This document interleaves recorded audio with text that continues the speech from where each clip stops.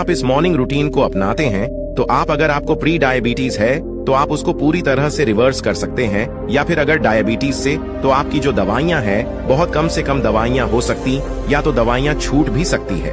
Diabetes के कारण जो भी कॉम्प्लिकेशन है उससे भी आप खुद का बचाव कर सकते हैं। यहाँ तक कि एनर्जी अच्छी रखने के लिए, अच्छे डाइजेशन के लिए, कोलेस्ट्रॉल को कम करने के लिए ये जो दिनचर्या है आपको बहुत अच्छे से मदद करने वाली है। तो चलिए बिना किसी देरी के ये वीडियो शुरू करते हैं। दिनचर्या का जो सबसे पहला नियम है वो है उठने का सही समय। तो वहां पर आशे कहते हैं, ब्राह्मे मुहूर्ते उद्देश्य है स्वस्थों रक्षार्थम आयुषाह, यानी आयु की रक्षा के लिए, यानी जीवन की रक्षा के लिए हमें प्राप्त काल में ब्राह्मण उम्र में उठना है। यह समय है सुबह जल्दी उठने की। आपको क्या क्या फायदा मिलेंगे तो आप देखिए, रात को 2 बजे से लेकर सुबह 6 बजे तक का जो समय है तो यह वात का समय है। अगर आप सुबह जल्दी उठते हैं तो जो वात के 5 प्रकार हैं उसमें से आपान वायु, अच्छी तरह से मलम मूत्र के विसर्जन के लिए, यानी पेट अच्छे से साफ होने के लिए, पहला जो हार्ट अटैक से आते अच्छे से साफ होने के लिए आपको यह समय मदद करेगा। दूसरा है यह सत्व गुण प्रधान समय है, तो इसीलिए इस समय पर प्राणायाम ध्यान करने से आपका जो स्ट्रेस है वह भी बहुत अच्छे से कम हो जाएगा, और स्ट्रेस स्पीड डायबिटीज को बढ़ाने में एक बहुत बड़ा कारण है। तो इस तरह से आपके स्ट्रेस को मैनेज करने के लिए इस समय बहुत सही है। सुबह 6 बजे से लेकर 10 बजे तक का जो समय है वो कफ का समय है। तो इस कफ के समय में आप जितना लेट उठेंगे शरीर में कफदौज बढ़ेगा, क्लेड बढ़ेगा। और आयुर्वेद में जो डायबिटीज जिसे प्रमेहर कहा गया है, तो प्रमेहर के 20 प्रकार दिए हुए हैं। इन 20 प्रकारों में सबसे ज्यादा जो प्रकार है वो कफज प्रमेहर के हैं, यानी शरीर में कफ बढ़ने के हैं। तो इसलिए भी अगर आप सुबह लेट उठते हैं तो यह आपके डायबिटीज को बढ़ाने का कारण रहेगा। आज भी पेंसोरिटी लोगों को डायबिटीज के साथ साथ ही बेड गेन की tendency, obesity, fat deposition, stock, तो ये सारी चीजें हो रही हैं। तो इसलिए भी सुबह का जल्दी उठना बहुत जरूरी है। दांत साफ करने के लिए कभी भी मीठे स्वाद की जो भी टूथपेस्ट है या दंत मंजन है उसका इस्तेमाल ना करें। इसकी जगह पर जिसमें कड़वा या कसेला स्वाद है ऐसा मंजन आप यूज कर सकते हैं। आइट में डार्क साफ करने के लिए जैसे अरिक, बरगद, खैर, करंजन, नीम, अर्जुन, इस तरह की जो भी पेड़ है उसकी छोटी सी टहनी का दातून के रूप में इस्तेमाल कर सकते हैं। यहाँ तक कि इनसे बना हुआ दंत मंजन जिसमें आप त्रिफला है, लौंग, सेंधा नमक है, इसको मिला के अच्छे से ये जो दंत मंजनी है ये घर में भी बना सकते हैं। तो इसमें देखिए ये जो कड़वा कसेला स्वाद है वो भी अब्सॉर्ब हो जाता है। जो भी चीज से आप ये मंजन करते हैं या डार्क साफ करते हैं वो अब्सॉर्ब होती है। जैसे आपने सुना होगा कि जिनको हार्ट की तकलीफ है तो बहुत ज्यादा दर्द होने पर गोली जीभ के नीचे रखी जाती है, क्योंकि ये जो सबलिंगुअल रूट है ये फास्टेस्ट रूट है, इसमें फास्ट अब्सॉर्प्शन हो जाता है। इसीलिए आप जो भी मंजन यूज करते हैं वो भी शरीर में अब्सॉर्ब होगा। तो कड़वा या कसेला जो स्वाद है वो आपके डायबिटीज को कम करने के लिए भी मदद करेगा। वगैर उसी ने प्रमेहज के साथ अध्याय में प्रतिदिन प्राप्तकाल अवलेख के रस में हल्दी और शहद मिलाकर लेने के लिए कहा है। तो अगर आपको आंवला फ्रेश मिलता है तो आंवला का जो रस है वह लगभग 15 से 20 से मिला आपने इसमें थोड़ा सा पानी मिलाए और इसमें लगभग 1 ग्राम या पाव चम्मच से भी कम जो हल्दी पाउडर है वो आप डालें। इसमें 1 चम्मच आप शहद डालें।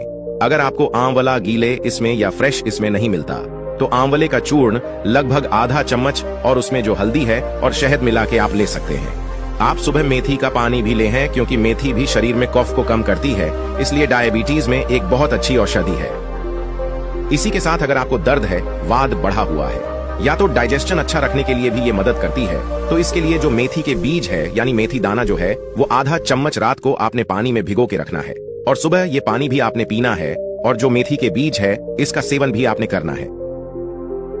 अब देखिए 40-45 की एज के बाद डायबिटीज, कोलेस्ट्रॉल, ING जैसे लाइफस्टाइल डिजीजेस का चांस भी बढ़ जाता है। और अगर आपको डायबिटीज बहुत सालों से है तो फिर डायबिटीज के कारण होने वाले कॉम्प्लिकेशंस हैं, जैसे कि डायबिटिक न्यूरोपैथी, नेफ्रोपैथी, रेटिनोपैथी, तो इनका चांस भी बढ़ जाता है। तो यहाँ तक कि आपकी एनर्जी अच्छी रखने के लिए, जो बैड कोलेस्ट्रॉल है उसको कम करने के लिए, हार्ट हेल्थ को इंप्रूव करने के लिए भी यही इफेक्टिव है।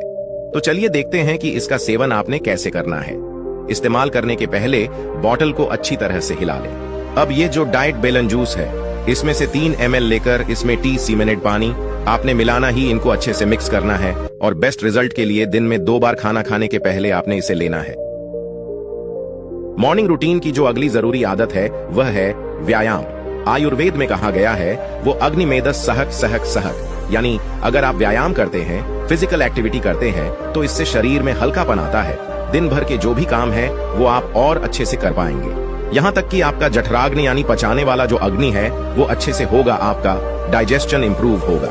यहाँ तक कि मेदशह यानी शरीर में जो मेद धातु है, फैट डिपोजिशन है, ओबेसिटी की जो भी टेंडेंसी है वह कम करने के लिए भी यह व्यायाम आपको मदद करेगा।